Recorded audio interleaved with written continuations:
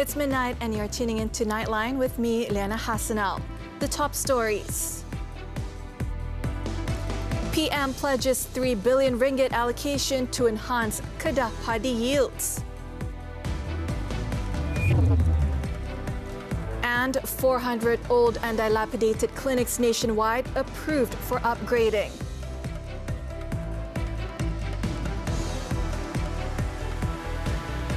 Good morning. Datuk Seri Anwar Ibrahim has pledged to allocate 3 billion ringgit to improve Kedah Padi production in an effort to increase farmers' monthly income while achieving national food security. The Prime Minister said he was committed to fulfilling the farmers' wishes to upgrade the existing Padi irrigation system and infrastructures in Padi fields located under the Muda Agriculture Development Authority, MADA, in the next 3 to 4 years. In a keynote speech at Sentuhan Madani gathering with farmers, breeders, fishermen, rubber smallholders and rubber tappers at the MADA headquarters in Ampang Jajar, Kedah on Saturday, Datuk Seri Anwar said the government aims to ensure that Padi farmers' livelihood is truly being elevated by increasing their current monthly income from 1,200 ringgit to 1,800 ringgit through the project. At the same time, Datuk Seri Anwar said national food security can also be achieved by increasing the padi yields, especially in Kedah. Jadi saya harap dengan beberapa program termasuk smart sawah berskala besar ini, kita dapat perluaskan. Tak boleh lagi 10,000 hektar, 5,000 hektar. Kita kena perluaskan. Yang saya panggil yang ramai ini terutama sawah padi selain badan nelayan Kebun Kecil, Kedah, ialah nak merayu, nak bagi tahu kita dah nak jalankan cara besar-besaran mulai sekarang. Kita akan siap dari segi yang kerja saya cari 3,000 juta ringgit itu, jalankan, luluskan. Datuk Seri Anwar added that under the 2023 budget, the federal government has allocated 1.6 billion ringgit for paddy farming subsidies and incentives. He stated the government has also allocated 228 million ringgit to provide 200 ringgit monthly allowances for 3 months that benefited 300,000 farmers while they wait for the harvesting season. Bernas also agreed to contribute 50 million ringgit from its profit this year to provide additional cash assistance to paddy farmers nationwide. On top of that, the government has also agreed to increase monsoon cash aid to rubber smallholders from 600 ringgit to 800 ringgit per month for a period of 4 months. As for fishermen, the government has allocated cash aid of 300 ringgit per month. At a separate event, the Prime Minister gave his assurance that the government will promote the products of rural entrepreneurs to the international market on a large scale. Datuk Seri Anwar, however, said the products must be of good quality in terms of hygiene and has attractive packaging before it is marketed abroad. Cari jalan bagaimana nak tingkat pendapatan usahawan-usahawan desa ini. Jadi ambil peluang ini. Terus dengarlah yang pandangan-pandangan haprak yang lain. Kita kira ukur apa yang dia boleh buat, apa yang dia telah buat. Kerajaan ini ada kesempatan berkuasa. Dan biasa dalam politik, pimpinan silih berganti. Tetapi siapa sahaja yang memikul amanah, jalankanlah tanggungjawab itu dengan baik. Datuk Seri Anwar said this in a speech when opening the Mini Carnival Usahawan Desa KUD in Sungai Petani on Saturday. Also present were Deputy Prime Minister Datuk Seri Ahmad Zahid Hamidi, who is also Rural and Regional Development Minister, Communications and Digital Minister Fahmi Fadzil, and Agriculture and Food Security Minister Datuk Seri Muhammad Sabu. Datuk Seri Anwar also urged rural entrepreneurs to seek views and advice during the Mini Carnival in an effort to improve the quality of their products and boost their income, adding that the Mini Carnival provides the opportunity to raise the socio-economic status of local entrepreneurs. At the same event, Datuk Seri Anwar said the government plans to install 40 satellite internet devices from Starlink in higher education institutions in the country to provide wider and faster internet connectivity on campuses to facilitate the students' learning process. The Prime Minister said the satellite services will be provided by SpaceX, a company owned by Elon Musk, an American entrepreneur and technology magnate. Saya pergi ke universiti, semua komplain. Nak suruh kami belajar tu Sri. Tapi internet sangkut. Jadi macam mana kan nak tumpu perhatian dan pelajaran? Saya dengar. Saya kata pasal apa yang dulu mereka tak buat. Tapi mereka bersyarah terahib dari kita. Jadi saya kata kena buat. Jadi bila Elon Musk cakap dengan saya kata baik. Kata Fahmi ada semalam, beli dandan. Lah ni juga 40. Kita pasang yang mana ada. Kerana dia boleh bagi 40. Tapi dia bagi jaminan semalam. Kalau kita perlu ratusan yang lain, kita akan beli supaya kita boleh pasang di mana-mana kampung, di projek-projek perlu, usahawan desa. Tapi kita mula dengan universiti, politeknik, sekolah-sekolah. On Friday, Datuk Seri Anwar held a virtual meeting with Musk, the founder and chief executive officer of Tesla Incorporation and SpaceX. He was reported to have said that the collaboration between the Malaysian government and Musk would create tens of thousands of skilled job opportunities in the country, after Musk agreed to make significant investments in Malaysia, including setting up Tesla headquarters in Cyberjaya.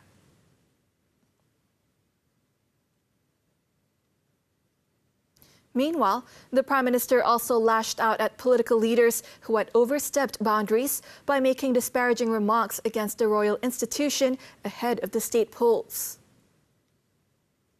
Kita ukur bukan cari dari segi ucapan. Lima taqulu ma la taf'alun. Bukan bicara kerana ada orang yang bicara tapi tak amalkan. Ada sekarang ni asyik caci, maki, hentam, sindir, tak kira. Orang politik sindir, Perdana Menteri kena balon teruk. Raja pun kena hentam sekarang ni. Ini tak boleh lagi dah. Sebab kita ada undang-undang. Negara ini negara hukum. Bukan hukum belantara. Hukum ini maknanya ikut undang-undang. Ada yang boleh, ada yang tak boleh. Dan kita tumpu perhatian kita, bangunkan negara. It is believed that the Prime Minister was referring to caretaker Kedah Menteri Besar, Datuk Seri Muhammad Sanusi Mat Noor, who had allegedly insulted the Selangor Royal Institution at a Perikatan Nasional ceramah recently. Following the incident, Inspector General of Police Tan Sri Razaruddin Hussein was reported to have said that police have received 57 reports against Datuk Seri Muhammad Sanusi, and an investigation is being carried out regarding the matter. On Saturday morning, Datuk Seri Muhammad Sanusi said he had sent a letter to seek an apology from the Sultan of Selangor, claiming his remarks had been twisted by certain parties to create the wrong impression. In the meantime, Minister in the Prime Minister's Department for Law and Institutional Reform, Datuk Sri Azalina Othman Said, has reminded Datuk Sri Muhammad Sanusi that an apology does not mean he will be spared from police investigation and legal action. She said politicians should remember that playing up issues that divide the people, disrupt public order, and disrespect the royal institution was against the law, and that no one would be spared by issuing an apology. Taking to social media on Saturday, Datuk Sri Azalina said the government wanted to stress that although freedom of expression was a constitutional right of Malaysian citizens and is enshrined under Article 10, brackets 1, brackets A, the same right is also subject to Article 10, brackets 2, which is to ensure public peace and harmony is preserved. Referring to Datuk Sri Muhammad Sanusi's remarks on Sultan Sharafuddin Idris Shah, Datuk Sri Azalina said politicians or someone bestowed with power must realize that their words have the power to influence the public, especially during election season. She also urged that the police be given the freedom to investigate those who raise 3R issues that breach the law without the interference of any parties. On another matter, Datuk Seri Anwar has announced an allocation of 10 million ringgit for Amanah Ikhtiar Malaysia, AIM, to help run programs for its Sahabat Usahawan or micro-entrepreneurs registered with National Microcredit Organisation.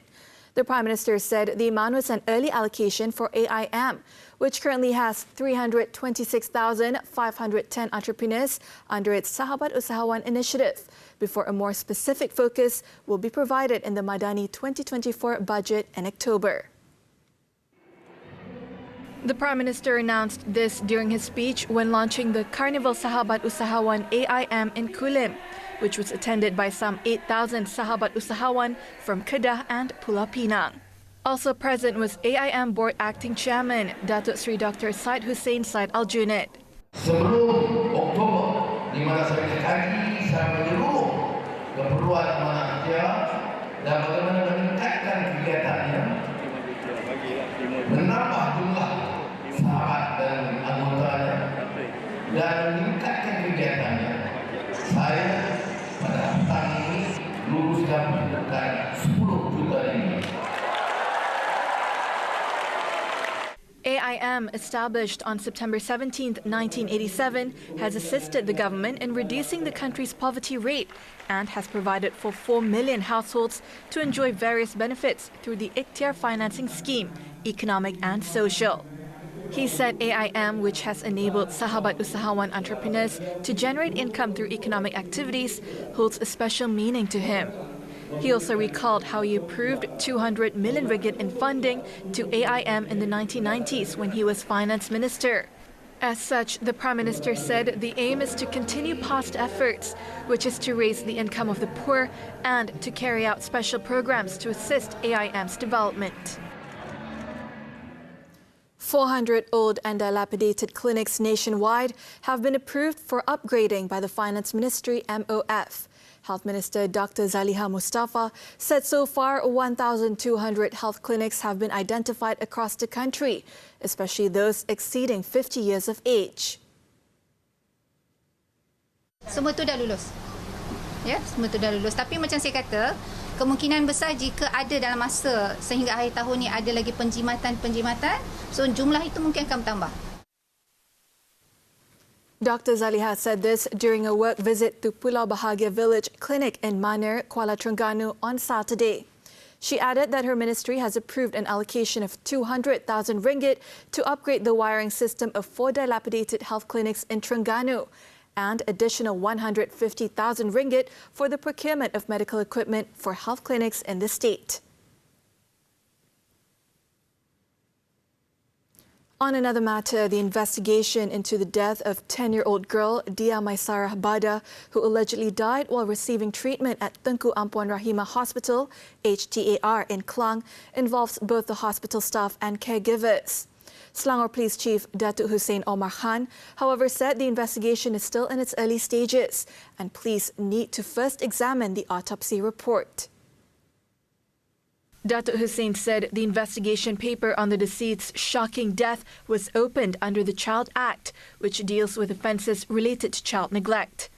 The offence carries a fine of not more than 50,000 ringgit or imprisonment for not more than 20 years or both. Meanwhile, Dr. Zaliha, in her social media posting, expressed her sympathy and condolences to the family of the late Dia Maisarah. The Health Minister also urged cooperation from all parties to respect the family's privacy and affirmed that the incident is currently under investigation. Previously, the child's death went viral on social media after the victim allegedly received delayed treatment and had to wait for more than 40 minutes. The hospital staff was also accused of filing a false report about the child's death, claiming that she had already passed away when she was brought in for treatment.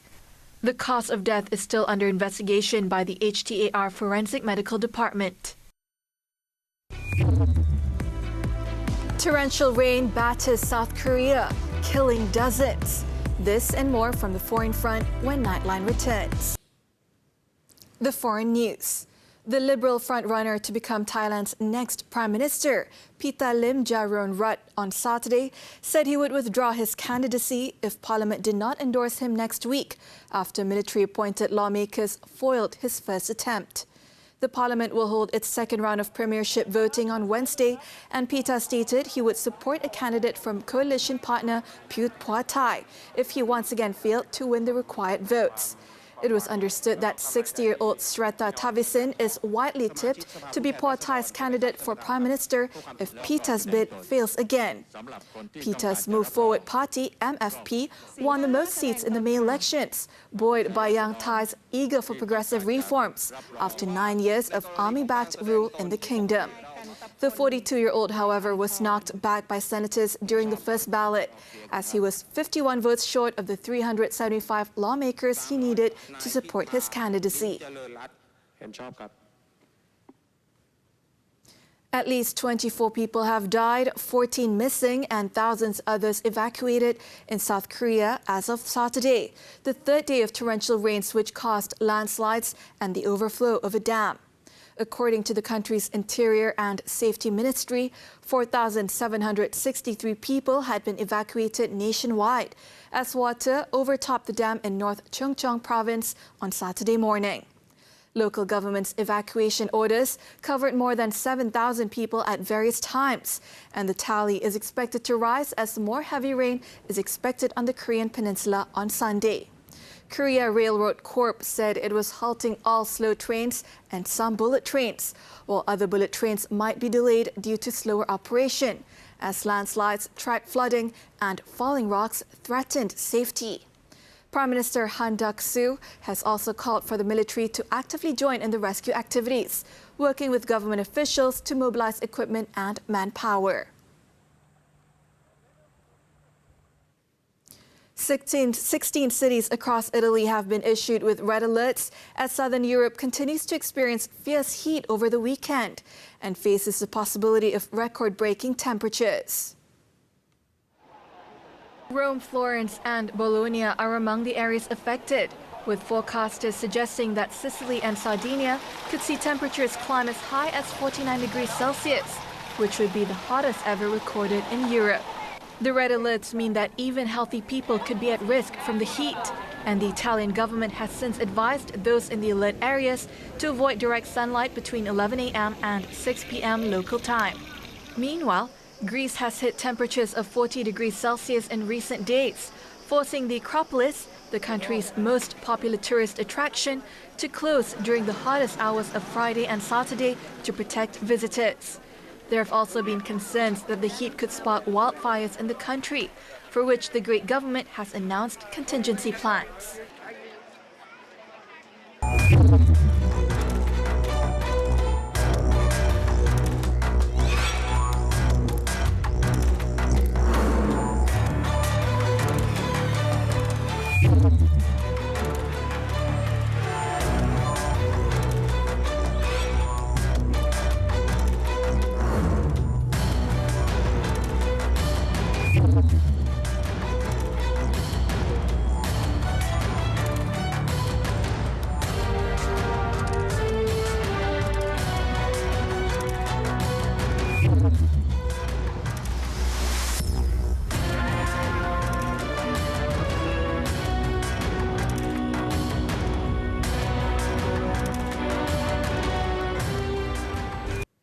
Sports football, the 2023 Super League.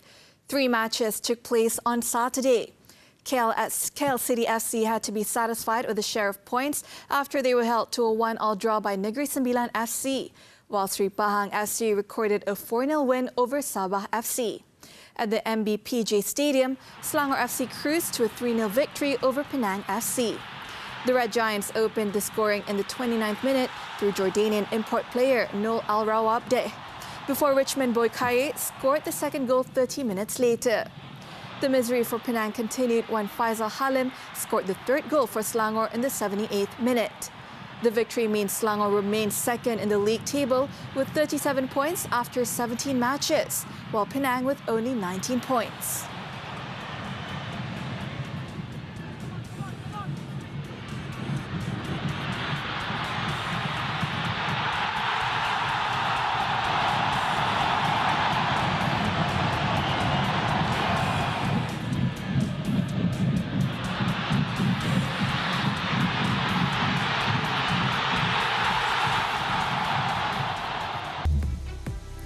A 10-year-old boy killed in bus tanker collision.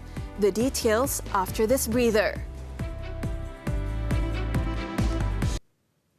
Nightline continues. In Johor, a 10-year-old boy was killed after the bus he was travelling in collided with a tanker lorry at Bandar Chah, Segamat on Saturday. District Police Chief Superintendent Ahmad Zamri Marinsah said initial investigations found that the tanker lorry driver was heading to Segamat from Johor Bahru and had allegedly ran a red light before colliding with the bus while it was exiting a four-way junction. In the 7 a.m. accident, the 10-year-old victim, M. Iswaran, suffered severe head injuries and was pronounced dead at the scene. The victim's mother, aged 45, broke her right leg, while another woman passenger, aged 23, suffered serious injuries. Also injured were the bus driver and the tanker driver, aged 65 and 62 years old, respectively. Both of them sustained severe head injuries. All injured victims were sent to the Segamat Hospital for treatment. The case is being investigated under the Road Transport Act. In Selangor, 4 individuals believed to be involved in an international syndicate smuggling pangolin scales have been arrested and remanded for a period ranging from 2 to 4 days starting Saturday. All the suspects were detained on suspicion of bribing authorities to facilitate the smuggling and disposing the animal scales, as well as for their involvement in money laundering activities. The remand application was granted by Magistrate A. Kartiyayini after the Malaysian Anti-Corruption Commission, MACC, submitted the remand application to the Shah Alam Magistrates Court on Saturday. 3 suspects were remanded for 4 days, while another suspect in his 40s was remanded for 2 days. All the suspects, aged between 30 and 50, were held at the MACC Selangor office at about 8 p.m. on Friday after giving their statements. Previously, it was reported that the MACC had crippled the syndicate through Operation Jaguar at premises in Klang, Selangor and Kuala Lumpur, seizing nearly 2 metric tons of pangolin scales worth over 23 million ringgit. MACC Director of the Anti-Money Laundering and Asset Forfeiture Division, Datuk Muhammad Zamri Zainal Abidin, confirmed the arrests. The probe is being conducted under the MACC Act, as well as the Anti-Money Laundering, Anti-Terrorism Financing and Proceeds of Unlawful Activities Act.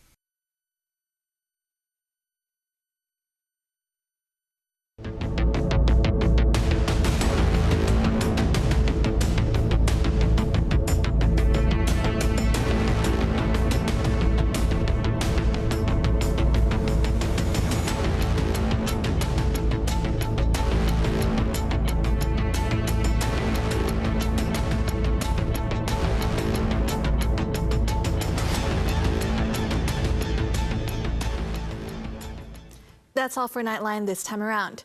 Before we leave, let's take a look as fireworks lit up the sky above the Eiffel Tower in Paris as part of celebrations marking Bastille Day on Friday. Bastille Day commemorates the storming of the Bastille prison in 1789, one of the key events of the French Revolution. The day has become a national holiday in France. You have been with me, Liyana, Hassanel, for the past half hour. Thank you for tuning in and be well, Malaysia.